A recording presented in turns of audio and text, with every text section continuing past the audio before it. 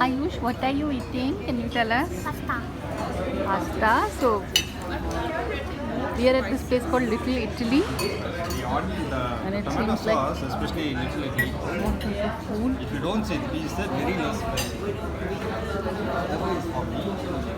This is how it looks, And it's hot, right? So and it's a huge place.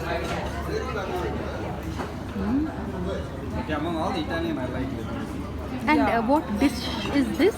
This is enchilada. Enchilada. Okay, that is the pasta. Is that pasta? That is pasta.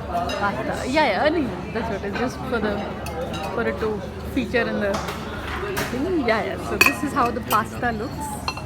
It's actually Little Italy is really known for its Italian food. So, and probably a meal for two would be like around 600 bucks, I think, meal for two. But this is how it looks, and this is very close to Shilparamam in Hyderabad.